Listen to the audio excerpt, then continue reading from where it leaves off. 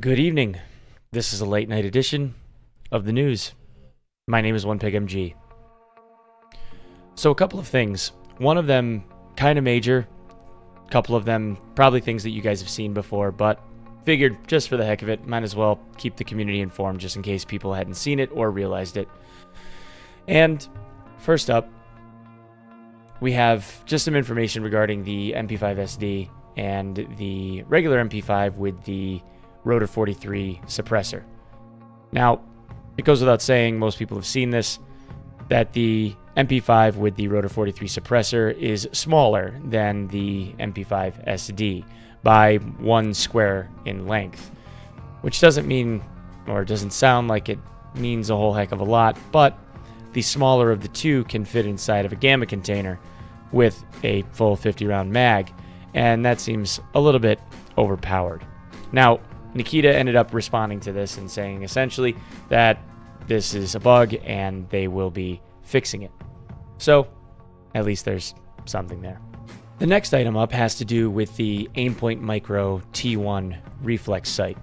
Now, if you're unfamiliar, this is something that you get relatively early on with Peacekeeper. It's really one of the first reflex sights that we have access to, and for what it is, not really a bad item.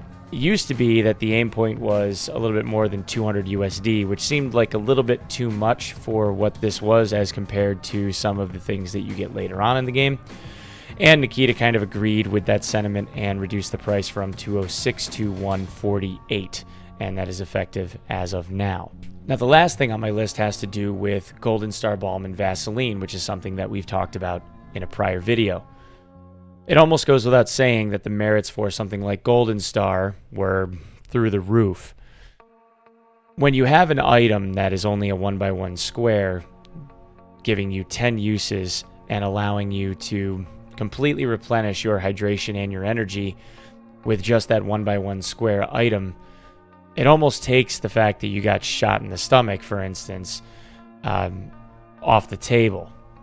It removed the risk associated with anything like that, really, because there was almost no chance that anyone in the course of a raid was going to die of hydration loss or lack of energy. Unless, of course, you pop too many stims, but even then, if you take a Golden Star, you were fine. So we saw a lot of players that were putting these things inside of their gamma containers just as this simple 1x1 item, and then if needed, they would consume a charge and they were good to go. At most, you'd probably see them used 2, maybe 3, maybe even 4 times over the course of the duration of a raid, but you weren't seeing people dying from dehydration anymore. Well, all of that has now changed. So it used to be that Golden Star would fill 100 hydration and 100 energy. But now, as you can see in the tooltips, it says it's got a 7-second use time and removes pain, contusion, intoxication, and radiation exposure. There is no more benefit to either hydration or energy any longer from using it. Now, I don't know if this is necessarily a fantastic change. I would have liked to have seen it at least retain some of its prior usage statistics, but I can understand the reasons behind why you would do this. Unfortunately for this item, it basically looks like the younger, lesser, worse version of Vaseline, because everything that Golden Star Balm does is something that Vaseline does. And from what I have seen, unless this is also changed, Vaseline tends to drop way more commonly than Golden Star does. You find this stuff everywhere. So I'm not exactly sure where they're going with this. It almost seems to be overly redundant.